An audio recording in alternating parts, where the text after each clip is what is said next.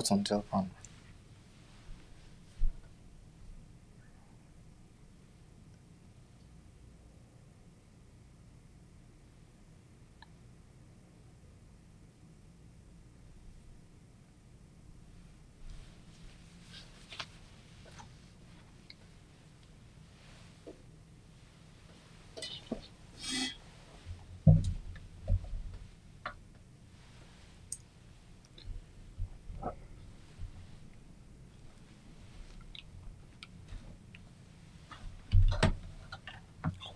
This ain't gonna work.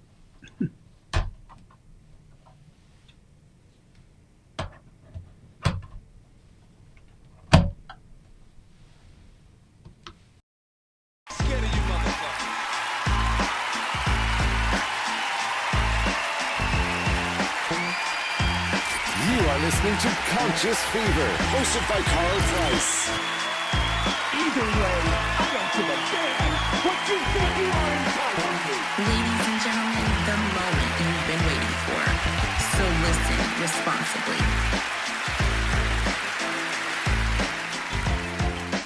It's the best of the best. It's the one and only DJ Ice, Louisville's coldest DJ.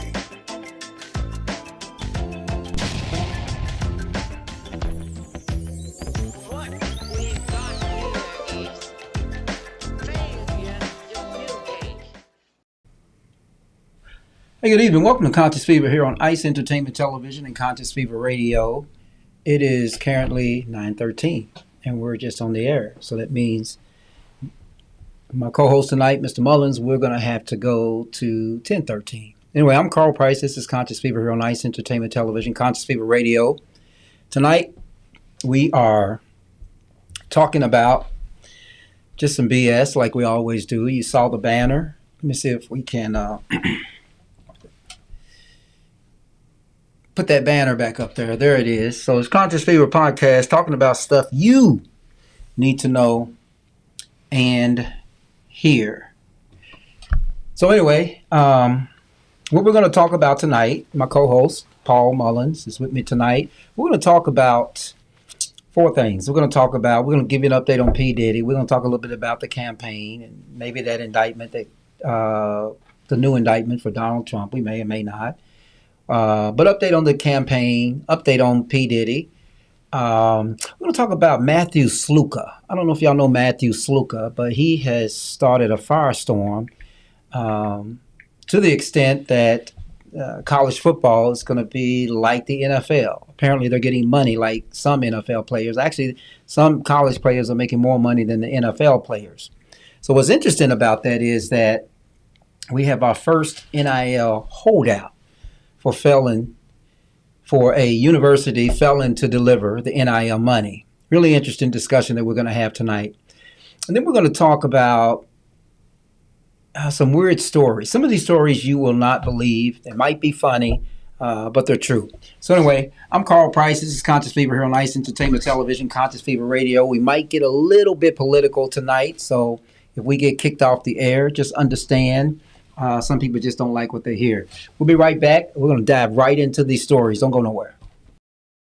8th Channel playlist of 2024 campaign ads.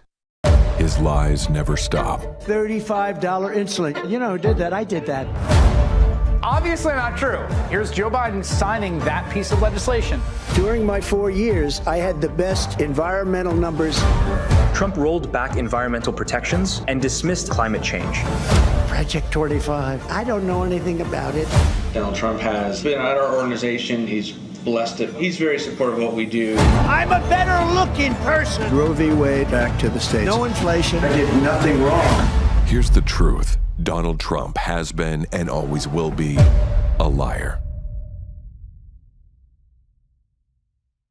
Be sure to subscribe to the Jim.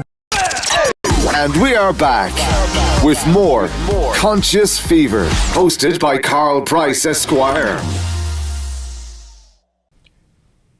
I am Carl Price, Esquire. This is Conscious Fever here on ICE Entertainment Television, Conscious Fever Radio.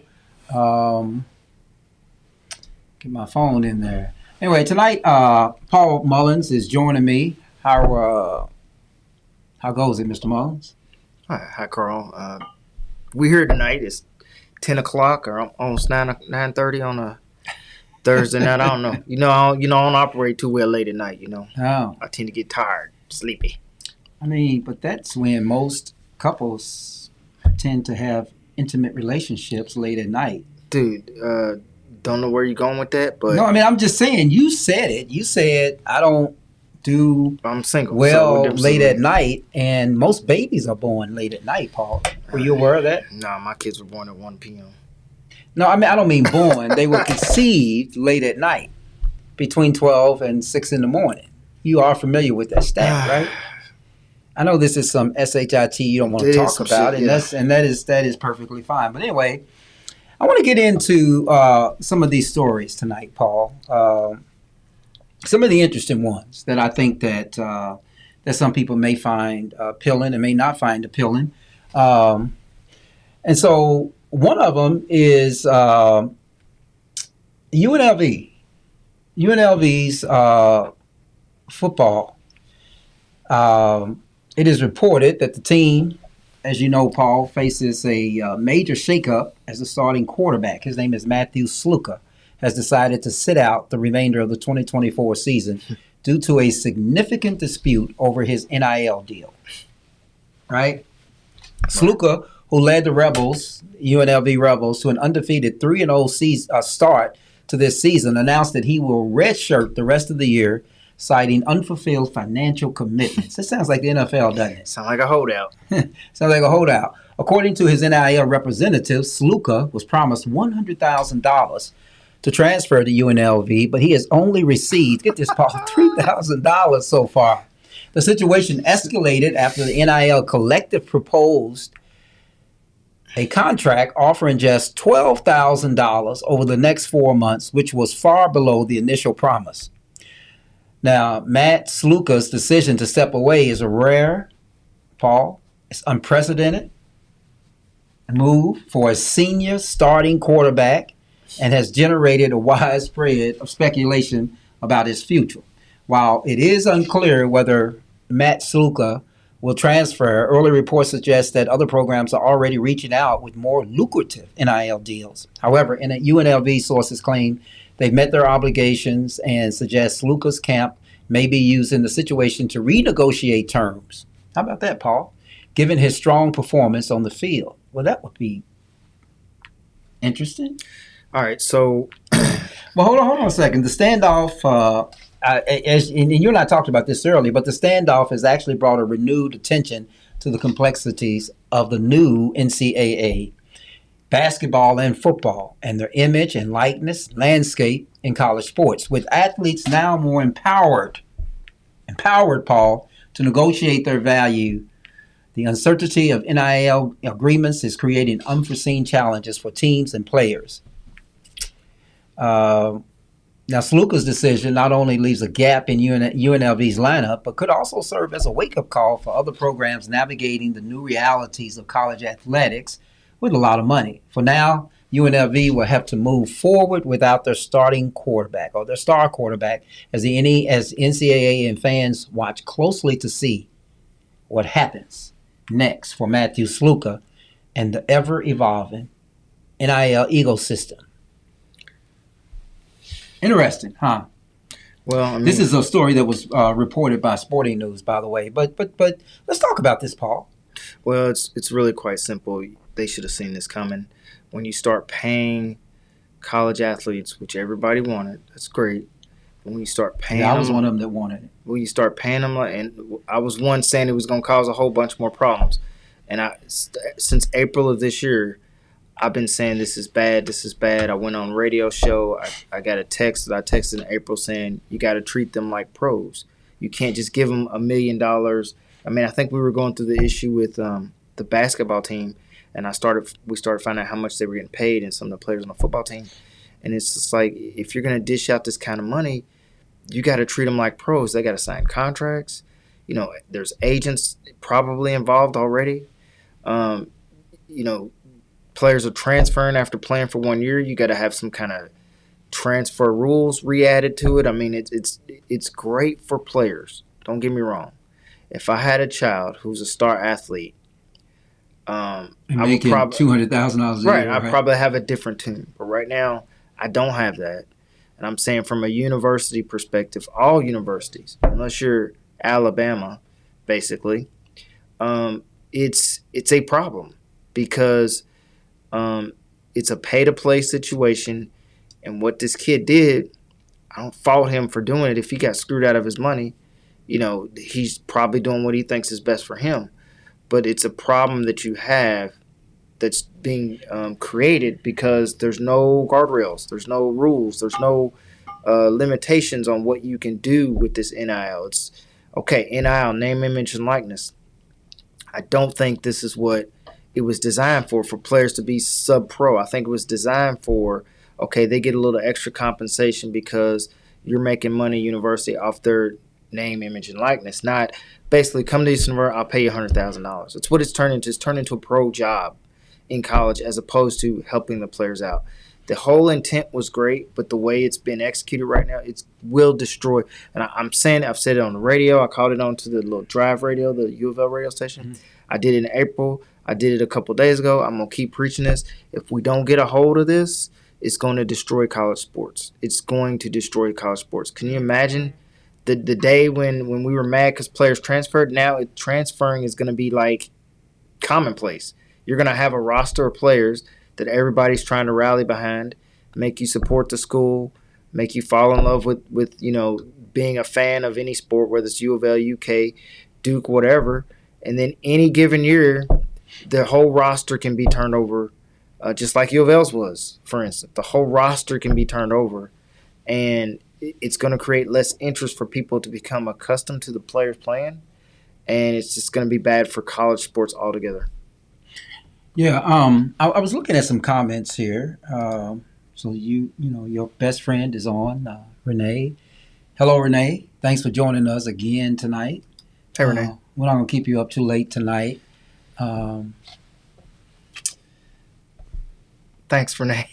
Renee, you make Paul blush, right? you make him blush. The blue.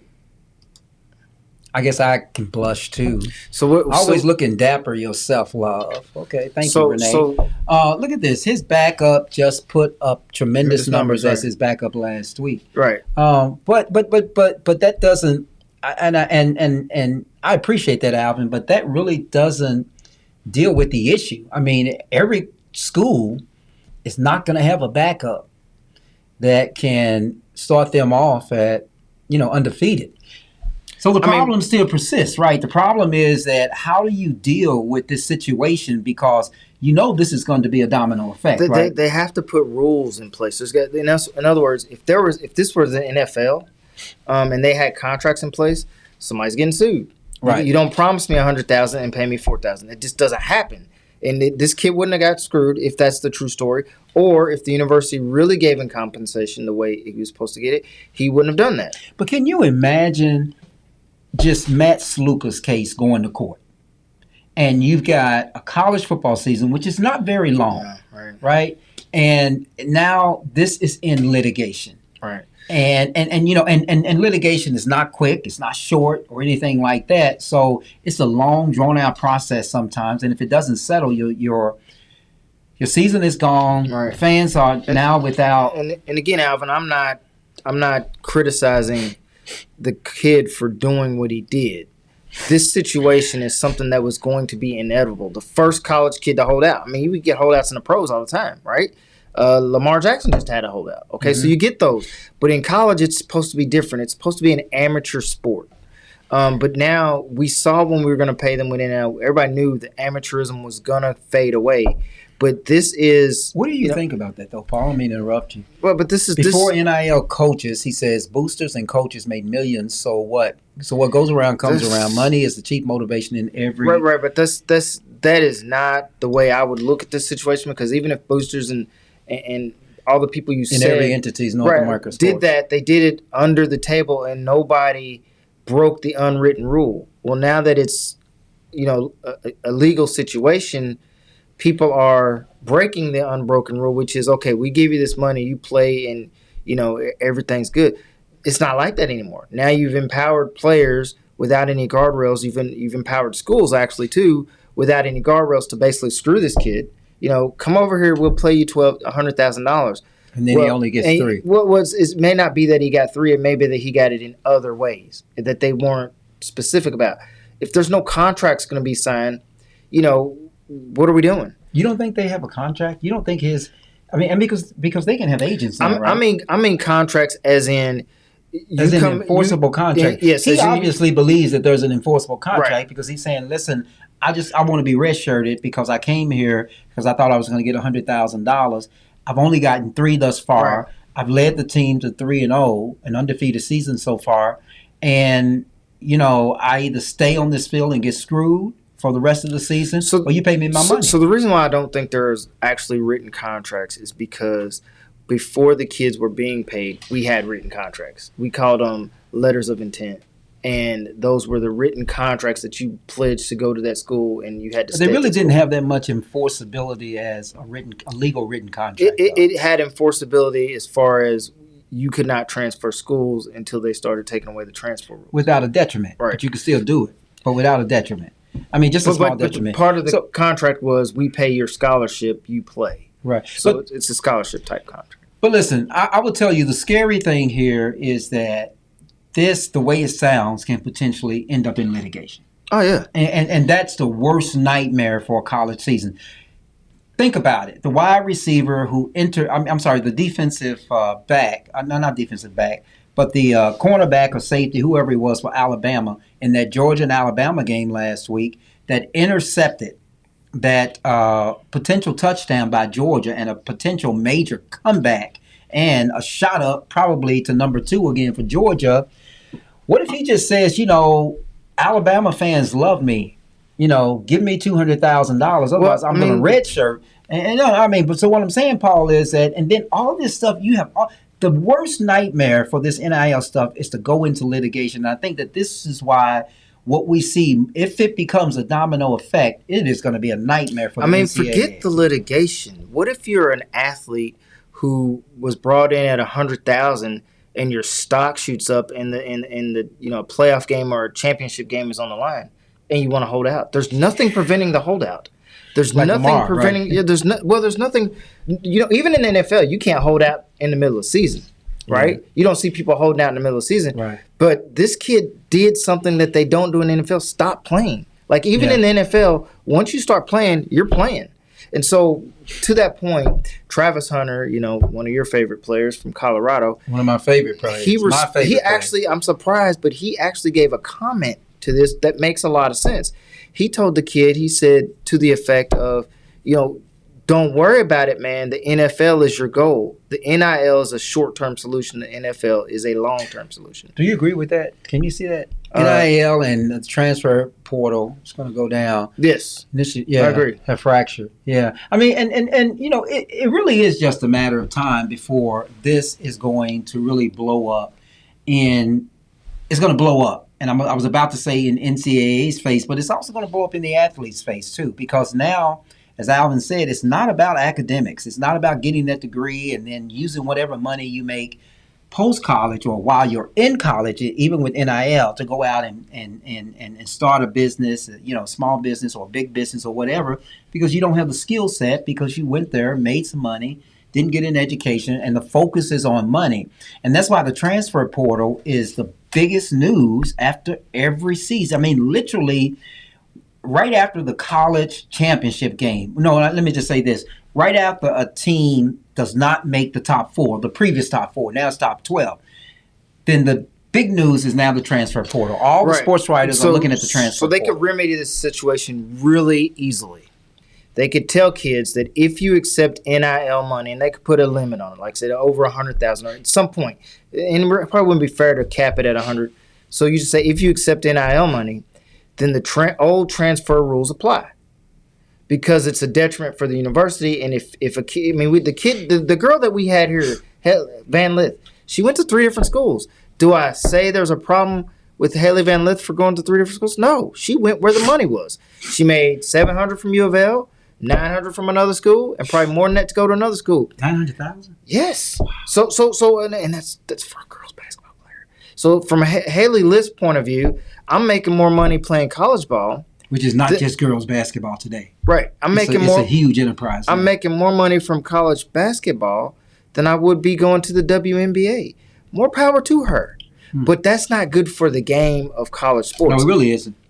Because, back in the 40s and the 50s, I mean, college sports were bigger than pros.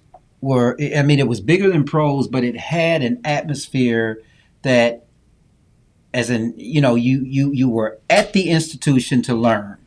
And on the side, you can be this football star or basketball star. And that was great because, back in the 40s, 50s, and 60s, I know they didn't make the money now, but they didn't make a lot of money. There was not a lot of branding. You played football, you went off season and got a job just like school teachers do today. It was no more than it was a little bit more prestigious than being the star in high school. The same level. You were the star on campus in college. You were a star. You had some national notoriety, but you were a college athlete. And then they, of course, paying people. I don't have a problem with paying people, but you got to put some guardrails in place. You can't let kids transfer from school to school to school to school based on where the money is, because that's not what college sports is about. If you just want to have a mini pro team, take college out of it. Just form D leagues and development leagues and call them pro teams. And I know I sound like, you're not a college athlete. You don't understand. You don't know what they're going through. But think about it. All the kids getting paid today, they didn't forge this path. Right. All the people who forged this path, who deserve money, you don't think O.J. Simpson probably got paid in college. You don't think he deserved the money he would have gotten from USC? You think he got as much as these people are getting now? You think any kid coming out as a college freshman like Chris Webber might have got $100,000 on the table and he was scared to tell anybody? Chris Webber coming out today under the circumstances when he went to Michigan in the Fab Five, the Fab Five probably would have cost the same amount as the New York Knicks. That's ridiculous. Yeah. Well, we have. Let's go to another story. But before we go to another story, check this out, and we're going to be right back. We're going to talk about the campaign when we come back. We'll be right back. In 2016, Donald Trump said he would choose only the best people to work in his White House. Now those people have a warning for America. Trump is not fit to be president again. Here's his vice president. Anyone who puts himself over the Constitution should never be president of the United States. It should come as no surprise that I will not be endorsing Donald Trump this year. His defense secretary. Do you think Trump can be trusted with the nation's secrets ever again? No. I mean, it's just irresponsible action that places our service members at risk, places our nation's security at risk. His national security advisor. Donald Trump will cause a lot of damage. The only thing he cares about is Donald Trump. And the nation's highest-ranking military officer. We don't take an oath to a king or a queen or to a tyrant or a dictator. And we don't take an oath to a wannabe dictator. Take it from the people who knew him best. Donald Trump is a danger to our troops and our democracy. We can't let him lead our country again.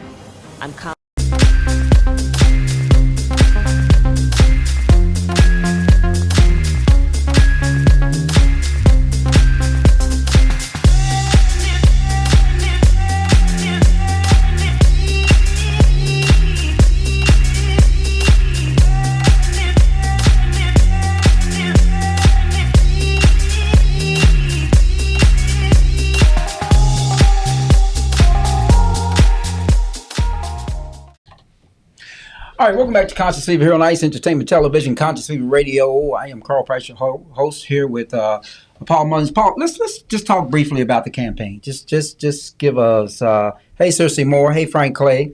Give ourselves some update. Did you want to make a comment from that comment? It said it was good back then. We should have gotten some of the goods. Yeah, I agree. I mean, I couldn't wait, Frank, until NIL kicked in, even though it potentially could be a mess, because it was only fair when, and I've said this on this show before, Paul, in our profession, if you practice copyright law, all they do is sue people for stepping on brands, for making money off brands and not paying the copyright owner. And all these years, these athletes have, the number 8 jersey here when Lamar was the Heisman Trophy candidate 2 years in a row. Right.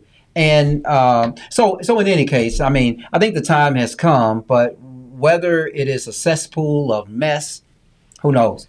All right. Well, I don't have anything else to say about the topic. We beat it to death. We're not going to solve it because they're not trying to solve it. Right. Let's talk about the campaign, Paul. Just real quick. So Harris and Trump are, of course, actively campaigning. Most of them are in the battleground states. Kentucky's not a battleground state, so they're not coming here. Election day is right around the corner. Today, former Congresswoman, Republican Congresswoman Liz Cheney, was rallying in Wisconsin, emphasizing bipartisanship, support, and targeting swing voters. Her campaign, Harris's campaign, has gained momentum with the lead in national polls and a focus on reproductive rights and disaster recovery following Hurricane Helene. Meanwhile, Donald Trump held a rally in Michigan where he maintains a narrow lead in the state. His campaign has centered on the economy, immigration, and energy policy, appealing to blue-collar workers. Trump is pushing back against Harris' policies, framing himself as a candidate of law and order. But both campaigns are honing their messages as they gear up for the upcoming debates, or actually the election. Interesting stuff. So, Paul, these polls are crazy, right? You were reading some polls earlier that had Trump ahead everywhere. I'm reading stuff that says Harris is ahead almost everywhere, and it looks like Harris might result in a landslide. So my question to you is, should we just say the polls? Now, I believe in polls. The problem with looking at the polls is when you see that it's close, that's a true statement. Right now, the polls show that the race is close. Whether or not Trump is up 51 to 49, or whether or not Kamala is up, 51 to 49 in another poll, people are not realizing that there is a margin of error that they put in every poll, and we tend to forget about that margin of error. So if the margin of error is 3%, that means that at any given time, those polls will swing between 51 and 48. So we don't know what the real answer is, except that we know that it's close. So to say don't believe the polls, don't believe the exact number of the polls, because it does have a margin of error, and that swings widely between like 3 and 5%. Well, maybe not 5. Five's a bad poll, but it's usually about 3%. Talk to us about P. Diddy. That's a abrupt change of topics. Right. I mean, I know you don't want me to comment on the polls because I don't. I mean, literally, I just. Is that all we're gonna say about the race and Liz Cheney? Liz Cheney. And Frank said it. Liz Cheney is extremely, extremely important. He said, "Thank you, Liz Cheney." That's a big effing deal. It is a big deal. But it's not a big deal to the small numbers of MAGA people, which doesn't really matter, right? But those streamlined Cheney Republicans, and I don't mean Liz, I mean her dad, those Cheney Republicans, those Bush Republicans, it is a big deal to them. Right. And I think a lot of them are saying, I'm just going to bite the bullet this one time and vote for a Democrat because I can't do it for... Well, the only message I want to say to people is we talk about economy, we talk about immigration, we talk about all these policy issues. But I've said this on your show before. Democracy in America, we take lightly. We take it for granted. And what people should understand, and I want people to understand, is the last time there was a democracy before we started our American experiment in 1776 was around the time of the fall of the Roman Empire. That's 44 BC. 44 BC. Yeah. I keep telling y'all this, and people are like, so what? What that means is when Julius Caesar came to Rome and he declared himself Caesar and ultimate emperor, and he was ultimately killed, they had a republic similar to what we have. And when that fell, all you had after that were kings, queens, lords, chieftains. There was no democracy. And so you got to ask yourself, well, what is democracy? That's where the people vote to elect leadership. Not that people get to be leaders because a group of people, a small group of people decided it, or that it's by blood or heirs. And so the time frame that passed was Right. 1,700 years. That's 1,700 years. But do you have to give us this history lesson like a professor? I just don't think people take it. People think democracy. Did you say 400 BC? 44 BC. 44 BC. That's before Christ. I mean, I know what that is. Yeah, I know. But I'm saying it doesn't sound like it's a big deal, but it's a big deal that you have a country, the United States, that started democracy. Well, what about France? What about Spain? What about England? Remember, England had a king. We fought against the king. France had a king. Her name is not pronounced like that. 45. Kamala. Oh Lord, not Paul. What? Kamala. That's how you say it. Kamala. Not that slow, but Kamala. Kamala. Yeah. Kamala. I said it right. Okay. All right. So people, he said it right. Seriously. Yeah. So people just understand that democracy is important, and what Trump tried to do was basically every time I see Trump, I think of how he basically poo-poos on the idea of democracy, and he buddies up with dictators. He would rather have America be friends with all the dictators of the world and him become a dictator. He jokes about that, but if that were the case, he'd be perfectly fine with that. That would be the end of American democracy. He doesn't want to get along with the other countries who have democracy. That's why he wants to pull us out of NATO. He is actually a threat to democracy. It's not hyperbole. He's a threat to democracy when he tries to undermine it and give people the feeling that voting is not important and it's all fixed. Yeah. Here we go. Look at this comment. He said polls are influenced by their political beliefs and those conducting the polls, whether Dems or Republicans. That part I agree with. I disagree with that. Yeah, I know Paul disagrees with that, Alvin, but I agree with that. And the reason I agree with that is because, a poll is only as valuable as the subjects you target, the opinions that you target. So, if you're doing this in a small county in Georgia that is 95% Republican, I mean, you're going to get a poll that's not really, and I know you say that they do them nationwide, universities and stuff like that. I actually took a class where we studied polling, and I had to do polls. I had to call people on the phone and conduct polls. And there is, believe it or not, there's actually a science to polling that determines, they don't just make up that number of 3% margin of error. There's a mathematical formula to get to that, where you take into account the demographic that you poll. And you're right, though. If you poll a bunch of people in a small little county and say that's an accurate poll, everybody else who looks at your poll will point to that poll and say that's a fake poll. And that's not what's happening here. You do have polls taken by CNN, and what's important in those polls is how you ask the question, how you frame the question, but generally the polls factor in enough information to give them what's called a margin of error. And people say, well, the polls are wrong. Well, if you told me that Kamala Harris was going to win 51% to 49, and she won 50.5% to 49.5%, and you said, see, the poll's wrong. She didn't win. Or if she lost 50.5% to 49, you say, see, the poll lost. But no, the poll actually is accurate because it gave a margin of error. Yeah. What's interesting is our friend John Yah comments that the polls are only tools of propaganda. Why are you shaking your head? Because have you ever met someone that has taken up poll? Me. Exactly. I just told you I did. Yes, me. I have. You took up polls? In college, I conducted polls. We did it. I only had the class for 2 semesters, and I'm just telling you, I did poll research, so I know that as somebody looking on out says, "Oh, polls, these are all lies," I could see how you might feel that way. But when you say, "Have you ever known anybody conduct polls?" I did it in college, and I'm telling you that yes, you can have bad polls. And and other pollsters know how to pick out bad polls, but generally, pollsters don't just call one little group in some rural county. They have a wide range of demographics, and they figure out, before they even get the answers to their polls, whether or not their sample size is accurate. And based on how they got their sample size will determine what that margin of error is. Well, that brings me to a question. So how do you, since you've taken up polling, how do you, or done polling, how do you compensate for those who just flat out lied to you?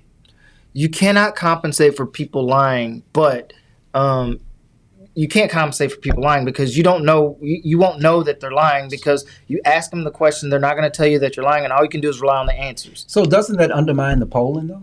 Well, but do you think that if you poll 1,000 people that enough people are going to lie that your poll false? Like out of 1,000 people, it would have to be like 10%. Do you think 10% of 100 people out of 1,000? Some argue that 100,000 in 2016 lied about not voting for Trump. But that is just simply people making stuff up. That 100 people lie. Right, like, but what I'm saying is that if you make it up, doesn't that undermine the whole poll, the results, and all of this stuff that you're talking about? But you have no science behind the premise that a certain percentage of people lied on the poll. Like, where would you get the answer to validate your statement that people are lying on the poll? The people who lied on the poll would have to come back and tell you that they lied on the poll. You don't get that answer. So you're speculating that people are lying on the polls. Yeah. Interesting. Well, let's say something real quick about P. Diddy as we get these, as we look at these comments. So actually, let's just talk about these comments. She says, "Thank you, Paul." You're welcome. Renee is. Maybe she's talking about the history lesson that you. Where's your friend Monique tonight, Renee? They rode horses. We have AI. We have means to thwart any king or emperor. We would only have the means to thwart a king or emperor if there was some legal mechanism which didn't give that king or emperor the right to hold office. For instance, there's many other countries all over the world right now who have a supreme leader. That would be the Middle East. They have a person who calls himself president for life. That would be Russia. And then if you go into some of the African nations, they have chieftains and warlords. If you were to go over to China, they have a supreme, North Korea, again, a supreme leader. So we're not calling them kings and queens, but they're the same thing, Alvin. They're the same thing. So the only countries that are for the most part democratic are pretty much the U.S. allies, because we're trying to spread democracy across the world, because we feel like the more that we have democratic states, the less likely we will have future wars. For instance, can you think of the last time a democratic state fought with another democratic state? There used to be this phrase that if two countries had a McDonald's, they're probably not going to go to war to each other. And, Russia now has McDonald's, but whatever. But generally, generally though, countries that are both democratic, they don't go to war. And so that's why we're trying to spread democracy across the world. And that's why the dictators are like, no, we want dictators so we can just go in and destroy another country. And the other dictators say, that's perfectly fine as long as you give me this country. That's not a safe world. Yeah. Interesting. You going to get to Diddy? What else? There's really not much to talk about. There was another lawsuit that involves Derek Lee Cordello Smith, who was awarded $100 million by default judgment after P. Diddy Combs failed to appear for a hearing. He's in jail. Cordello Smith. No, this was before he went to jail. Okay. Alleges that Combs drugged and sexually assaulted him at a party 30 years ago. Most recently, of course, the anonymous woman accused Combs of gang raping her in 2003. And see, this gets back to, come on, 30 years ago, man. I'm not going to defend him, man. 30 years ago, he must be in his 50s or 60s. And 30 years ago, he's going to come out for $100 million. I guess it's okay to come out for $100 million and say, yeah, he did that to me, because now I'm in my 50s or 60s and I can use $100 million. You think P. Diddy has $100 million in insurance to pay claims like that? $50 million post his bond. Right, to post his bond, but that's $50 million, and that's bond posting. But $100 million, you would have to have a good Lloyd's of London policy, and Frank Clay. I don't think you're going to get insured from raping somebody. Just saying. No, I don't think you can. No, I said the civil suit. Right, when you get sued for rape and all that stuff. I don't think you have an insurance policy that covers that. Yeah. Let's look at some of these comments again, because Frank said something really interesting. He said it's statistics, y'all. Right. And I think he's agreeing with me. I think, and I think he agrees with you. Alvin says MSNBC will show Harris ahead, Fox will show Trump ahead.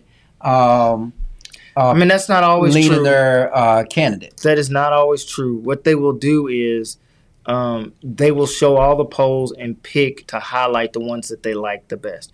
Obviously, if there's a poll that says Kamala Harris is ahead, they will highlight them. But I have seen them show where she's behind. They show. They called the race for Biden.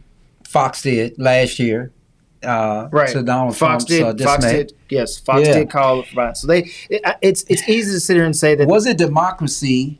How they chosen Kamala?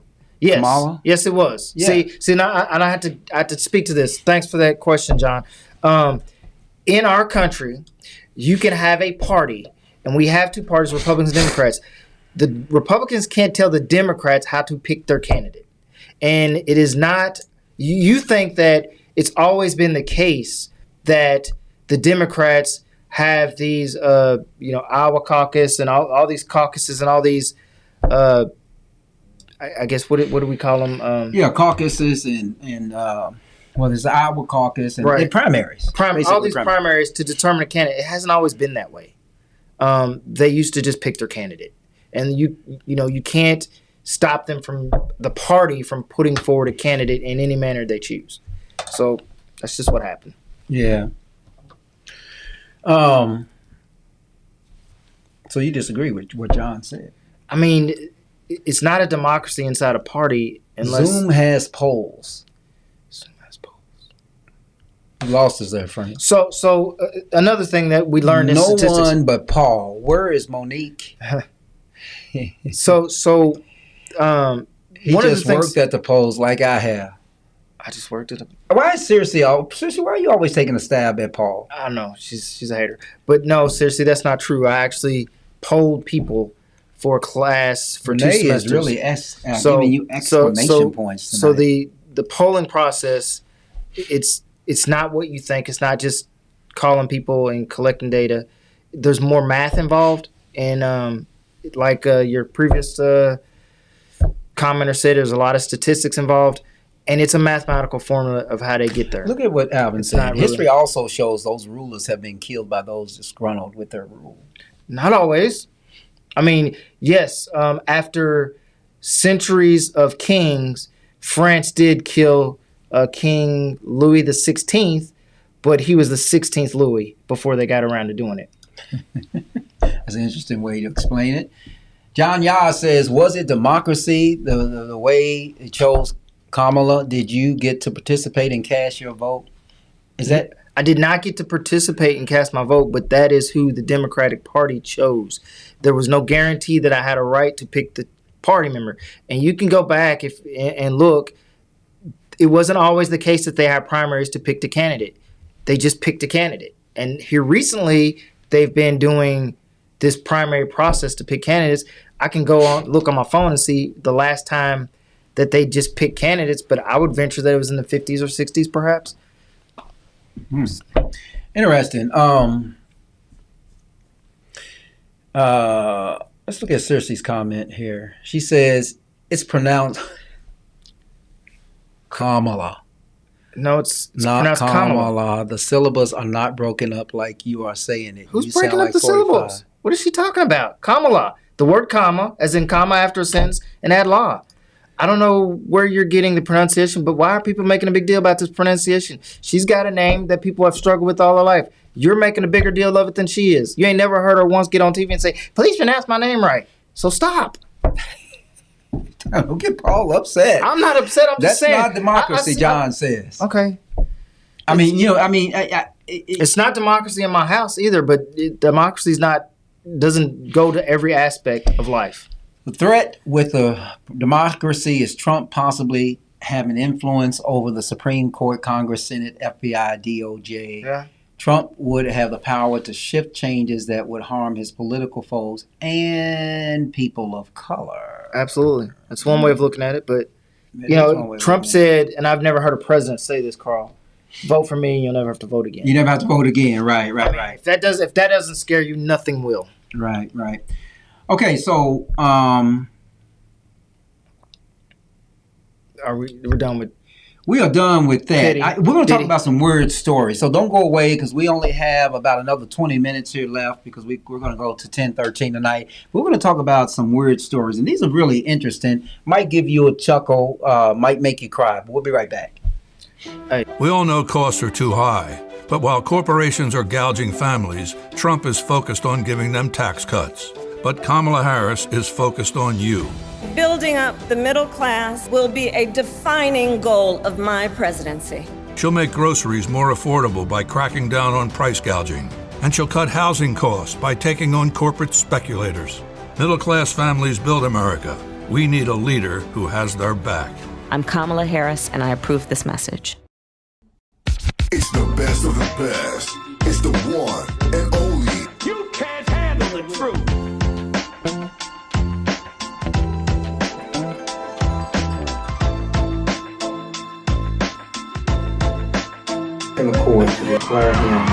You are listening to Conscious Fever, hosted by Carl Price.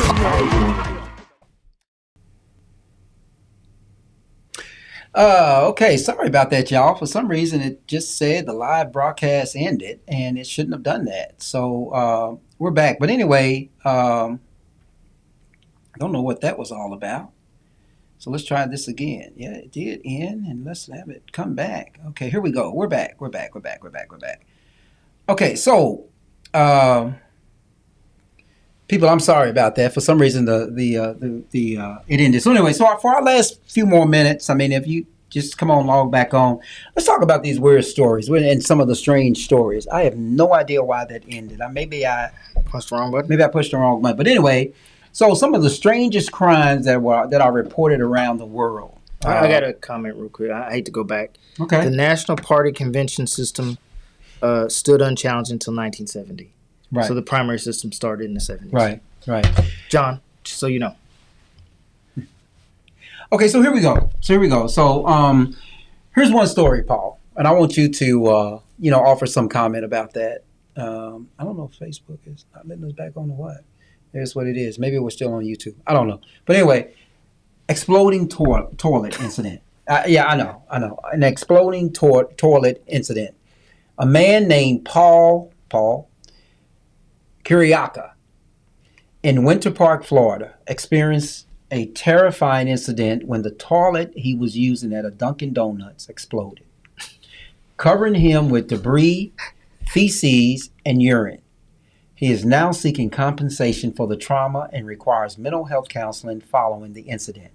He claims that the employees were aware of the issues with the toilet but failed to address them. What do you think about that, Paul? I don't.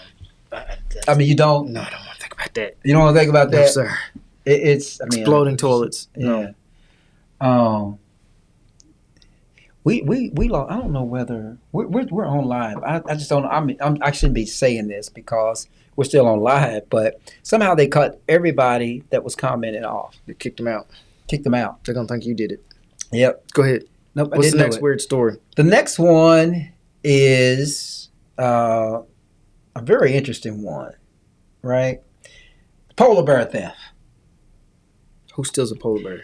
In Edmonton, Canada, a 500-pound taxidermy polar bear was stolen from. Renee is still with us. Okay, thank you, Renee. I don't know. I think everybody from Facebook got knocked off. So Renee, you're all alone with us now. A 500-pound polar bear was stolen from Lily Lake Resort during extreme cold weather. The heist was meticulously planned, and thieves cut through cables, securing the bear. Despite the size and weight of the polar bear, authorities have not yet been able to track down the perpetrators. Can you believe that? How do you steal a bear? How do you steal a bear? Or how do you steal a polar bear? And nobody finds the polar bear. Right. Here's something really bizarre, Paul. This is from the airlines. On a flight from Phoenix to Austin, a man disrupted the journey by loudly passing gas and encouraging other passengers to do the same. When a flight attendant intervened, the man was removed from the plane after it returned to the gate, delaying the flight by about 20 minutes. I mean, who does that? Who comes onto the plane and says, okay, I'm going to let gas and I'm encouraging everybody else. Let's just go ahead and let gas. It's hard to believe. In the middle of a plane. No, I mean, but these are true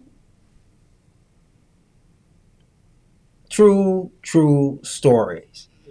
And okay, so here's some more. Check this out. A lawyer's prank. Okay. You ready for the lawyer's prank? Mm-hmm. With Pringle cans. An attorney in Ohio, Paul Blakesley, was caught repeatedly throwing feces-filled Pringles cans into a parking lot as a way to blow off steam. He claimed he enjoyed imagining the surprise reactions of those who found them. This led to his suspension from practicing law and a misdemeanor charge of disorderly conduct and littering.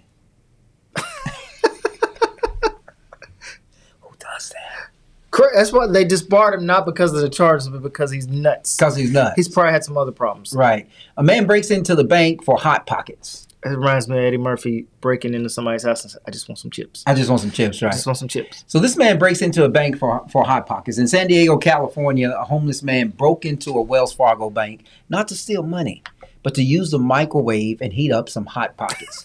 When questioned if it was worth it, the man emphatically responded, hell yeah, it was worth it.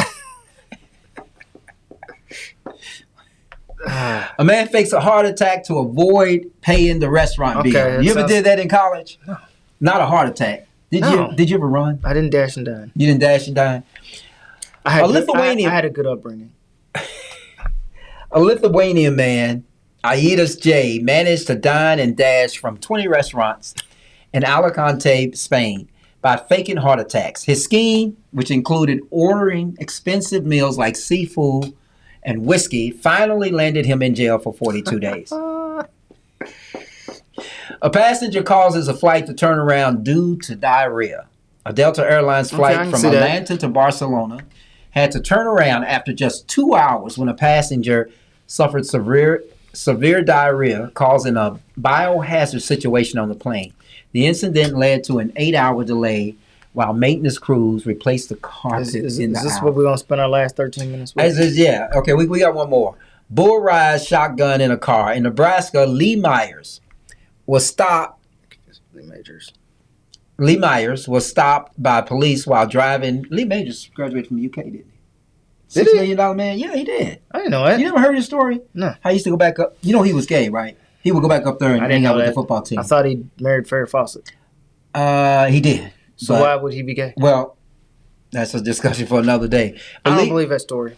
Well, look it up. I know he's going to go to his phone. Look anyway. But Lee Myers was stopped by the police while driving his Ford Crown Victoria with his 2,200-pound bull, Howdy Doody, riding shotgun. The car had been modified to accommodate the massive animal, including the removal of the passenger side roof. How do you do that? Anyway, Renee, thank you for coming back. I mean, for some strange reason, we got kicked off, and all the Facebook viewers are gone, and probably not allowed to come back. I don't know what's going on, but anyway, that's what happens here. But Paul, we are at our witching hour. We're not at 10:13, but after the end credits and all of that, we would definitely be there. So look, thank you for joining us tonight. Thank all of you all for joining us. And Renee, thank you. Nothing but news. Hold on. Lee Majors and Farrah Fawcett had a home in Kentucky. Yeah, they did. Listen. Look at Renee. Nothing but news. Yeah. Yeah, he had a home in Kentucky, and I just used to hear those stories from the older prosecutors. They said he would go to gay bars, but that doesn't make him gay. If he went by himself, well, that's not what I heard. Here's what I heard. I heard from some of the older prosecutors when I was a prosecutor that went to UK that Lee Majors would always come back, and he would go and hang out with the football team, and that's when they mentioned that he was gay, and that was back. I think I heard that back in the early 90s. I knew Lee Majors because I used to watch him. He married Farrah Fawcett. Yeah. She was like the girl of the 70s. That's the thing. People make up shit. Oh, Paul. They do. People make up shit. You're so hard to please, man. Anyway. People do make up shit. They really do, but I don't think that's why wouldn't they? They're jealous. He's got Farrah Fawcett. Well, I know, but I heard that a lot. And I'm not saying that I'm a good source of telling information. But I heard it. That's what Trump says all the time. I heard this. I heard that. You believe him? No, Paul. Come on. I heard it. Who'd you hear it from? Don't do that narrative. Somebody who actually knew him, or somebody? No, I don't. Not. It was a UK alum. It was a UK alum. In fact, I'm going to tell you who I think it was. It also told me that I used to represent an actor, and the actor was he starred with Marilyn Monroe. Mm-hmm. And I think he's passed away now, so I can say that I did a bankruptcy for him like 20 years ago. And he was, I think he told me about the UK situation. Yeah, but didn't Lee Majors and Farrah Fawcett go through a terrible breakup? Wouldn't she have outed him? Yeah, I don't know. I don't know And if they they had did that back kids. then. I don't know if outing was it was safe back then. You know, especially for somebody who in the media was looking. And then at it. after Lee Majors married Farrah Fawcett, he married the bionic woman. Yeah, but Lindsay Wagner. But I don't think Farrah Fawcett's child was his. Oh, okay. I mean, she left him for what's his some name? other dude who was macho. It wasn't Burt Reynolds, but yeah, Farrah Fawcett was beautiful. Though. I didn't think so growing up. I thought it was Jacqueline Smith. Jacqueline Smith, no. Yeah. Or Kate. No, I didn't think Kate Jackson was. Kate Jackson. No, but I thought they all were. I mean, they played the roles very well. Jacqueline Smith was my favorite. Yep. She still is. Anyway, Paul, it's time for us to get out of here. Thanks again. Let's see. Next week is. Good night, Renee. Thanks. What is this? This is what today? What's today? Thursday. Today is the 3rd. So next week is the 10th. So I'll be here the 10th. Did I tell you I was going to Puerto Rico? That's what you said. I'm going to Puerto Rico the week after that. Okay, S.A. Yeah, for a birthday party, and I hope to have a real good time. But anyway, Renee, thank you, and well, good night to you too as well. Thanks for joining us. Anyway, I'm Carl Price. This has been Conscious Fever here on Ice Entertainment Television, Conscious Fever Radio. Everything got moved around up here, so now I've got to make sure I find the end credits. Anyway, we're going to send you out with another Kamala commercial. Kamala. I'm sorry, I say Kamala. Maybe it seriously was talking to me. Kamala commercial. And then we are out of bounds. Thanks. We'll see you next week. There are two very different visions for our country. One that is focused on the future, and the other that is focused on the past. We're a failing nation, a nation that is dying. We're a nation that's in serious decline. What I do offer is a new generation of leadership for our country. One who brings a sense of optimism about what we can do. We all have so much more in common than what separates us, and we can chart a new way forward. I'm Kamala Harris, and I approve this message.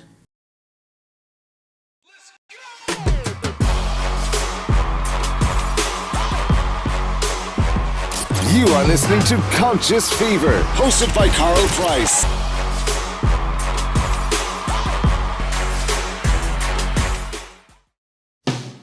I was born by the river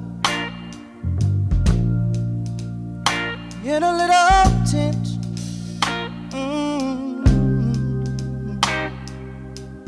Like the river I've been running ever since. It's been a long time coming, but I know change gonna come. Oh yes it will.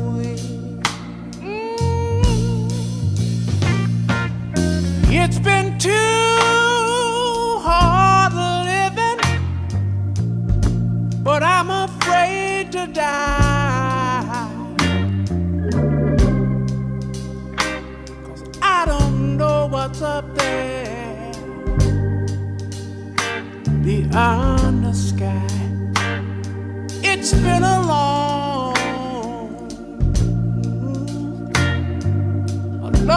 time coming, but I know a change gonna come.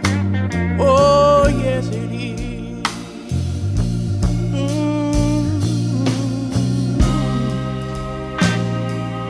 Then I go to my brother.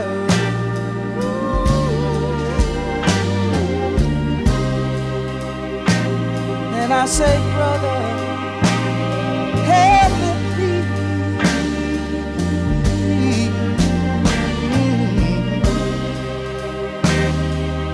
But he wind up knocking me back down on the knees. Oh, there've been times that I thought I couldn't last for long.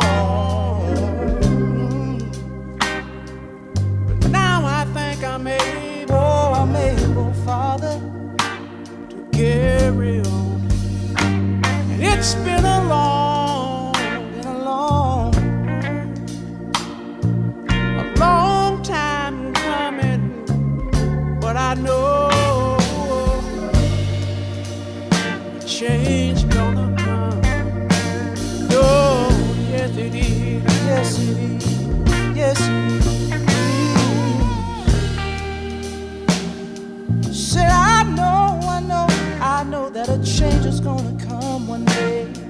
I know a change gonna come. Yes, it is. I know. So life can be hard. Oh yeah. And times can get rough. But still I know. Still I know a change gonna come. Oh, oh, oh, oh, oh, oh.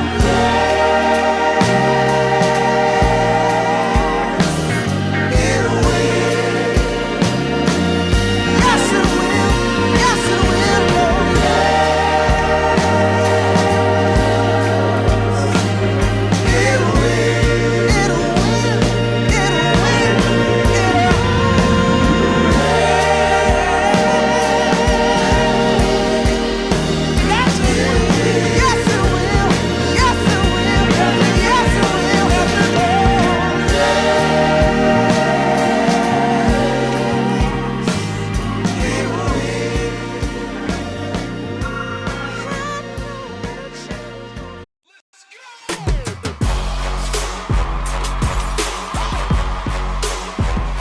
You are listening to Conscious Fever, hosted by Carl Price.